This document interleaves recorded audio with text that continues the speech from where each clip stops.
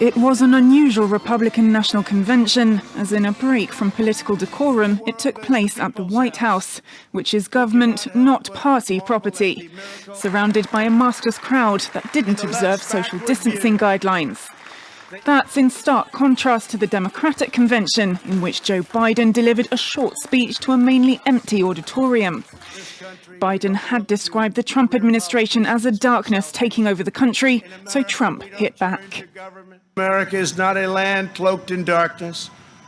America is the torch that enlightens the entire world. The president then falsely accused Joe Biden of wanting a shutdown and vowed that a coronavirus vaccine would be available by the end of the year. Despite having one of the highest fatalities in the world, he congratulated his administration on the handling of the crisis.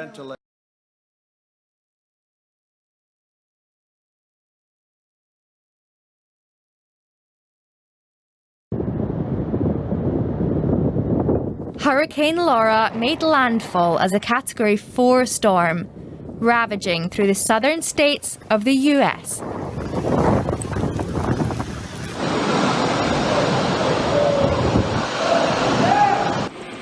Now, thousands of homes in Texas and Louisiana are submerged in water, and many others are severely damaged. Hundreds of thousands of people were ordered to evacuate, but not everyone did. Forecasters have warned of a continued risk to lives as the storm moves inland, deeper into Louisiana, though it has now considerably weakened.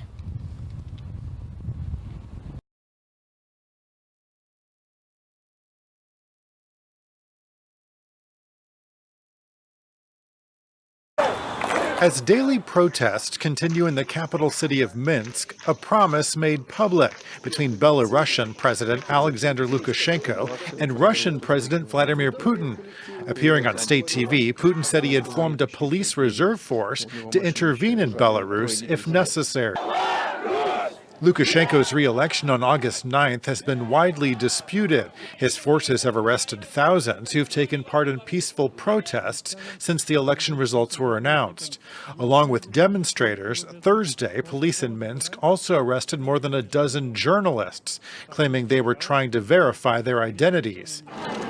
Meantime, EU ambassadors in Minsk are condemning the arrests of opposition figures and calling for Lukashenko to step down.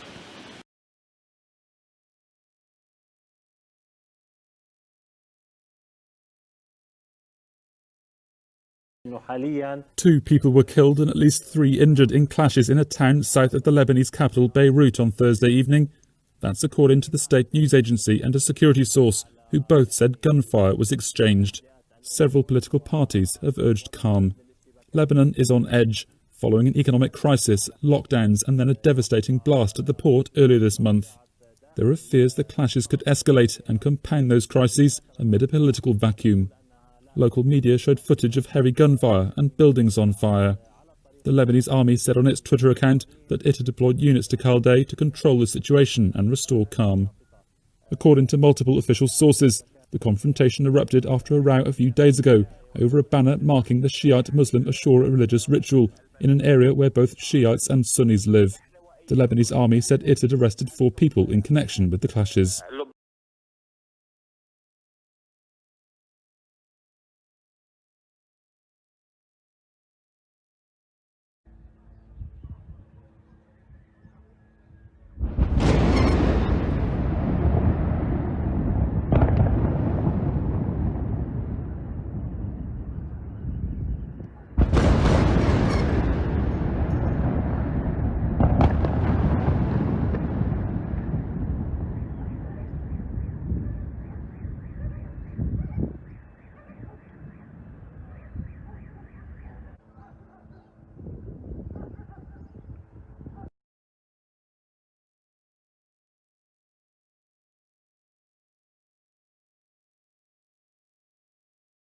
Some startling revelations have come to light in the dual bombing case in the Philippines.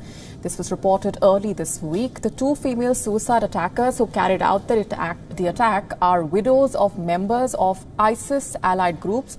The bombers have been identified as Na And in the Ney, their late husbands worked closely with the terror outfit Abu Sayyaf. This is Islamic State of Iraq and the Levant's affiliate group in the Philippines.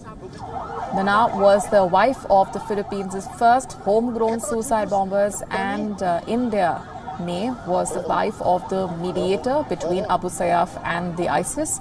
14 people were killed and 75 injured, including members of the government-backed security forces.